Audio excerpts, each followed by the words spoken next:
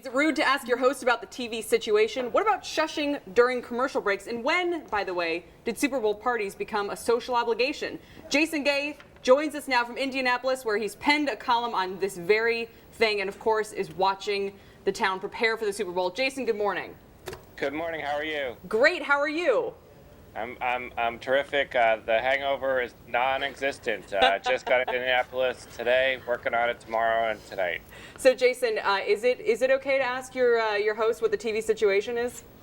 I think it's a social faux pas. You know, I think that if you're bold enough to host a Super Bowl party, you've probably taken preparations to have a good TV. I don't think you call your host from a dinner party and say, hey, you know, before we accept, what's the oven situation tonight? What's the BTU? You know, are we going to Viking range tonight? So, and let's back up for a second. How many people? So, Jason, you're there to attend the Super Bowl. Are you guys going? Or are you invited to Super Bowl parties? Jason Gay did not invite me, and neither did Reed Albergati, and neither did. I think you've reached the point.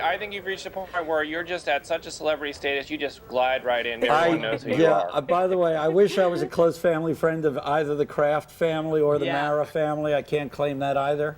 But you are going to watch. Of course I'm going to watch. Alone in your pajamas. No, what I'm going to do is I'm just going to gloat for the entire afternoon. By the way, I really want the Patriots to win, as everybody knows. However, the fact that the Jets are not in it is actually giving me much greater satisfaction. That's like a little baby Super Bowl for you, right? Yeah, it is. It's like I'm a winner regardless because Rex Ryan is not in Indianapolis. So here's the question for both of you guys. I may not watch the Super Bowl. What? Wait, because you can't or because you're not interested? I just don't care. So Dennis, because you're a basketball guy, I'm right? a basketball guy. Jason, why should Dennis care? Well, first of all, I think that the Super Bowl, regardless of who's participating in the Super Bowl, because we've had a lot of junky Super Bowls over the years, I think you need to accept that it's an American ritual, much as carving the Thanksgiving turkey or, you know, hating yourself on New Year's Eve. The Super Bowl is something you just absolutely have to do.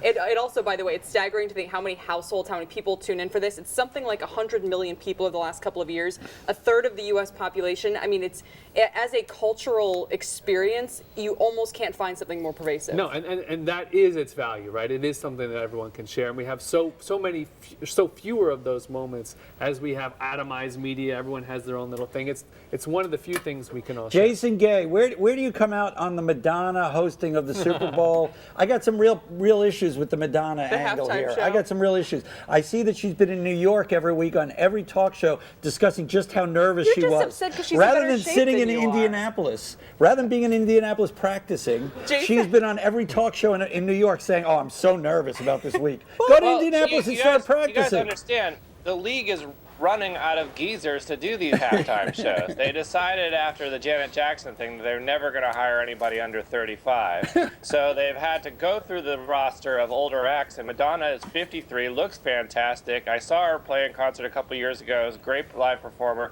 It's a little incongruous for a Super Bowl, but look, you know.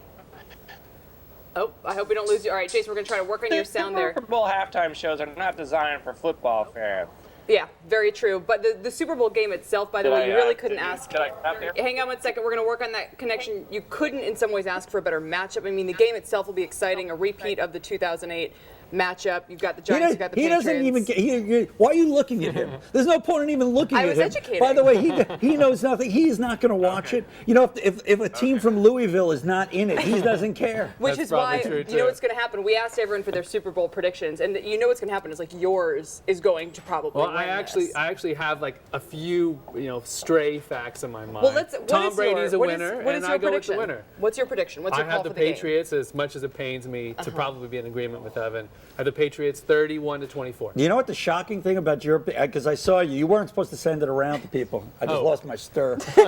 You weren't supposed to, but I had the same exact prediction. I don't know. Can you get it up there, JR? What is yours? The same exact. And so you stand? Okay, no, my numbers are the same as Berman's, and Berman knows nothing about football, which concerns me greatly.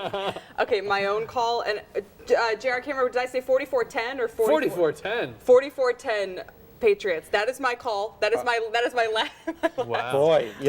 Boy, Kelly, that makes me really. Did you do that just to make me happy? Because by the way, there's not a prayer that the Giants only score 10 points. And Jason, what's your call?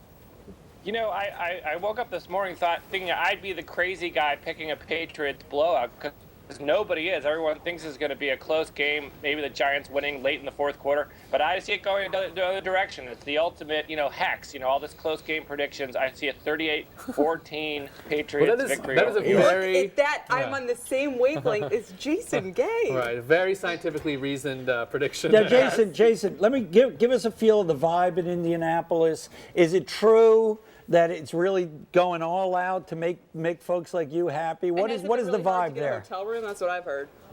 Yeah, I think that, there's a funny thing that happens when you have a Super Bowl in a location that doesn't necessarily scream Super Bowl. Indianapolis is not necessarily the place where it'd be your first choice to host one of these games, but the city has gone all out from the